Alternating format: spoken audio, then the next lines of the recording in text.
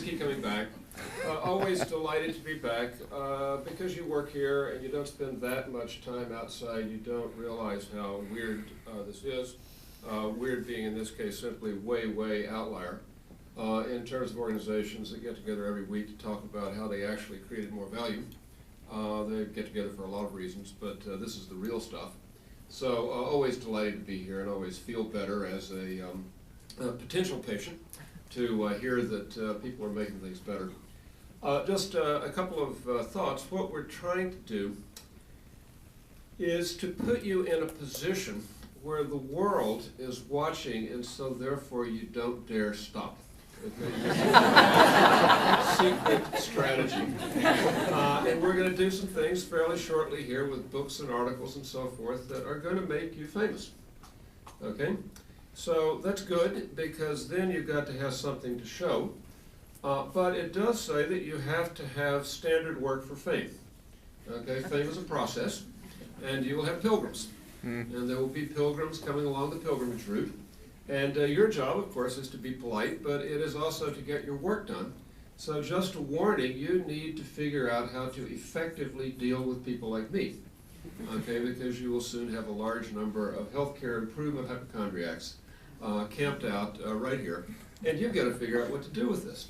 Now, I know this for a fact because I have written previous books in which I made companies famous, and what I always get when I keep up with these folks, with the CEOs, many years later is you don't realize what you cost us by making us famous, because we now have all of these nuisance groupies or whatever coming around. So you've been warned, okay? And you may need to build some bleachers here in the back, you know, when you're holding services here. I would suggest strongly that you think about passing the collection plate amongst visitors. And that, you know, the Reverend Dr. whomever up here will say, we will now take the offering. And this could help your bottom line top. Let me say a couple of things that a little more serious. That I am always happy to be here because I always see new things. And I've been making my own little internal pilgrimage route for, you know, what, year and a half, 2 years now. So I see the same point time after time. And of course my question is always not what have you done, but what are you going to do next? So we were out at Kimberly yesterday. And they became the, whatever you call it, the alpha test or whatever. It's got this alpha beta thing mixed up. But anyway, they went first to try to figure out how to rethink primary care as a lean process. And now that's being rolled out. So, of course, when I went out there, I said, well, that's great. So what? That's done. What are you going to do now? But that is a mindset that everyone has to have, that no matter what you've done, it isn't good enough until we get to perfect health care.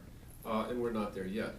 So yesterday when I was walking, just as an example, when I was walking through Kimberly, it really struck me that now the notion of thinking about process or value stream very consciously, of thinking about standard work, and of thinking about PDSA, that is like breathing for most of you. But think a few years back and think about your formal education. Did anyone, no matter how many years you went to school, no matter where, I went to MIT and they never talked about this at all, explain any of that? That all value in life is the result of a process.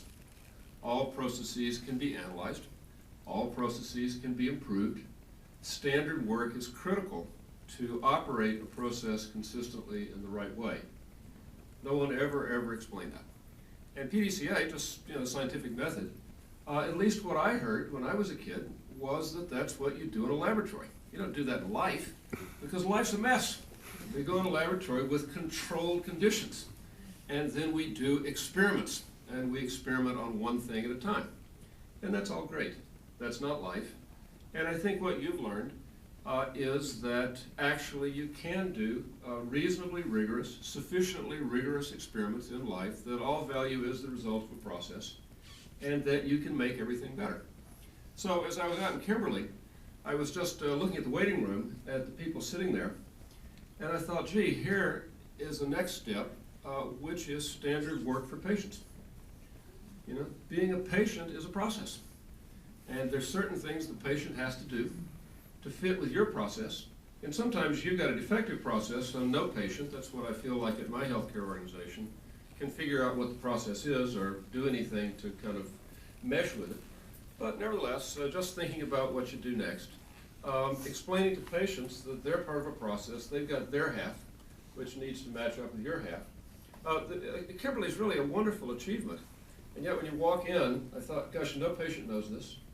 They might feel it just in terms of the experience, but did you show up on time?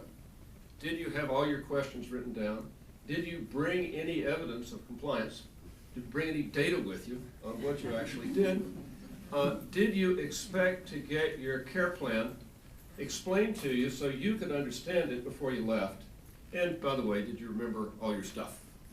Okay, there is standard work for patients, which we first say, gosh, you can't do that. You can't tell patients they have standard work. This is an insult. But just to think about, because there's always another step. My point simply is not that that's the right step, but no matter what you've done, there's always another step. And to keep your energy going, you've now, I think, reached a point where you're improvement junkies. This is a great thing, a bunch of improvement addicts. So great, but what were you going to do next? And so I'll keep coming around as long as you're doing things next. Mm-hmm. Second topic, just real quick, we are trying to publicize what you've been doing, not because of you. Again, don't take it personally, but I don't care about you. I do care about the world. And if you listen to the debate going on in our country right now, there's a consensus emerging that has two aspects to it. Wonderful consensus, which is that everybody ought to have access to highest quality health care, and we can't possibly pay for that. Mm-hmm. So here you have the schizophrenia of the healthcare discussion that we have violent agreement that we should have access so it isn't such a problem for so many people, and by the way, we can't pay for this. So now what are we going to do? And the answer is, with the same resource, we're going to create more value. By the way, I never use the term value add, which is an accounting term, that we spend, what, 3 trillion or 4 trillion or whatever it is in this country on healthcare, all the trillion. Is that value? No, that's cost. Value add is often just about adding cost with the kind of woolly-headed assumption there must be some value there somewhere. What we're trying to do is take the same number of folks and create more value. And indeed, we need to create a tremendous amount of additional value by taking out waste, including by helping teach patients what process is. So we have a debate in Washington, and to the extent anybody knows what to do, it's all about solutions. And by the way, your solution, as the old saying is, where you stand depends on where you sit.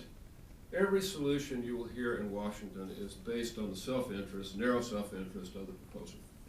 That's what politics is about when you think about it. Nobody can talk about the problem because nobody knows how to do PDSA in public space. You know, can you imagine doing science in Washington?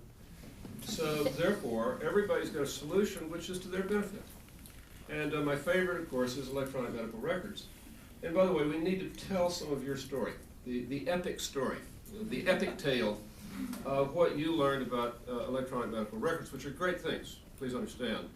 But how does it fit with your care process? Okay, if you can't match them up, well, what you get is a whole lot of expensive software and absolutely no change in the outcomes or the cost. And indeed, you could even go backwards.